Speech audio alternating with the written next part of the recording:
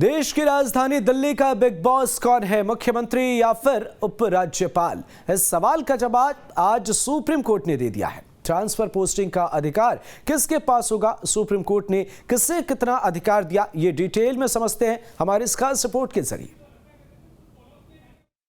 ये कई मायनों में बहुत ही ऐतिहासिक ऑर्डर है। आज दिल्ली के लोगों के लिए सुप्रीम कोर्ट ने एक बड़ी जीत का तोहफा दिया है। सुप्रीम कोर्ट का धन्यवाद करना चाहता है। लोकतंत्र की जीत आज हुई है, पूरे दिल्ली के लिए खुशी का दिन है आज। दिल्ली का असली बॉस कौन, उपराज्यपाल या फिर मुख्यमंत्री? इस सवाल का जवाब आखिरकार मिल गया। देश की सबसे बड़ी अदालत में कई सुनवाई, बहस, जिरह, दलील के बाद आखिरकार वो जवाब मिल गया जिसका दिल्ली वासी लंबे समय से इंतजार कर रहे थे। सुप्रीम कोर्ट की संवैधानिक पीठ ने जो फैसला सुनाया उससे साफ हो गया कि मुख्यमंत्री ही दिल्ली का असली बॉस होगा। 8 साल हो गए उन बातों को, 8 साल से संघर्ष कर रहे हैं हम लोग। इस दौरान इस आदेश को इस्तेमाल करके दिल्ली के कामों को जानबूझ के रोका गया।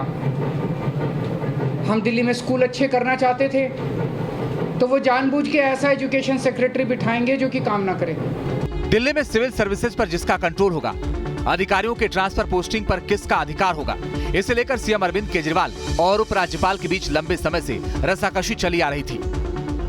हाईकोर्ट से होते हुए केस सुप्रीम कोर्ट और फिर संवैधानिक पीठ तक पहुंचा।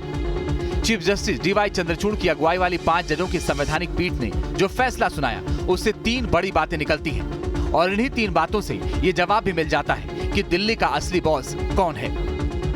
पहली बड़ी बात, दिल्ली की चुनी हुई सरकार के पास प्रशासनिक सेवा का कंट्रोल होगा।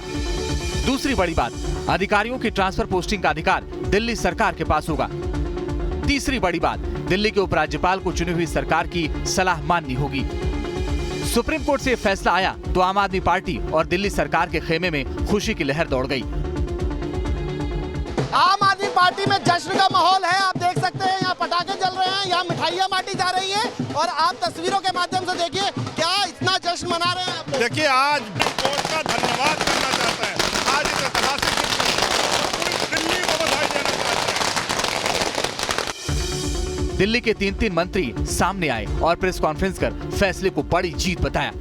देश भर में चुनी हुई सरकारों को जिस तरह से असंवैधानिक तरीके से हड़पने का जो मुहिम उन्होंने चला रखी थी, उस मुहिम पर सुप्रीम कोर्ट का एक बहुत बड़ा तमाचा है। जहां जहां पर भारतीय जनता पार्टी हारती है, असंवैधानिक तरीके से सरकार को हड़पने की कोशिश की जाती है।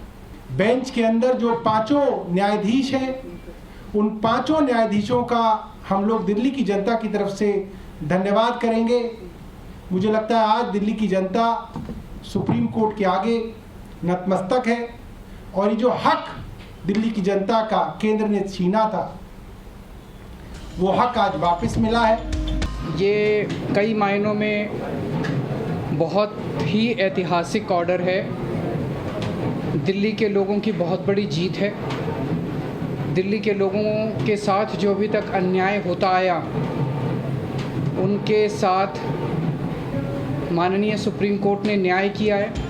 ये फैसला सर्वसम्मति से chief justice D Y Chandrachud, justice M R Shah, justice Krishna Murari, justice Hima Kohli और जस्टिस पीएस नरसिम्हा की संवैधानिक पीठ ने सुनाया। चीफ जस्टिस ने फैसला पढ़ते हुए कई अहम बातें कही। चुनी हुई सरकार के पास ही प्रशासनिक व्यवस्था रहनी चाहिए। अधिकारियों पर दिल्ली सरकार का नियंत्रण नहीं होना गलत होगा। अगर सरकार का नियंत्रण नहीं रहेगा तो अधिकारी बात नहीं मानेंगे। दिल्ली सरकार की विधायी शक्तियों को केंद्र नियंत्रित नहीं कर सकता। केंद्र सारा अधिकार अपने पास रखेगा तो ये संघीय ढांचे के विपरीत होगा। देखिए, हम न्यायपालिका के निर्णय का स्वागत करते हैं क्योंकि कानून पहले है, संविधान पहले है। संविधान की मर्यादाओं में सबको काम करना होता है। कहीं भी मतभेद नहीं होना चाहिए। दोनों यूनिटें, गवर्नर है चाहे मुख्यमंत्री है, दोनों को सेवा का मौका दिया गया है। सेवा भाव से ही उन्हें कार्य करना चाहिए। सुप्रीम कोर्ट ने कहा कि दिल्ली में पुलिस, पब्लिक ऑर्डर और जमीन का मामला केंद्र के पास है, यानी इससे जुड़े फैसले उपराज्यपाल करेंगे, लेकिन बाकी मामलों में मुख्यमंत्री ही फैसला करेंगे और सरकार की सलाह से उपराज्यपाल को काम करना होगा। यानी केजरीवाल सरकार जो मांग करती आ रही थी उस पर सुप्रीम कोर्ट की मुहर लग गई है। और ऐसे में ये उम्मीद की जानी चाहिए कि अधिकार को लेकर सीएम और उपराज्यपाल के बीच अब तलवारें नहीं खींचेंगी। Team news nation.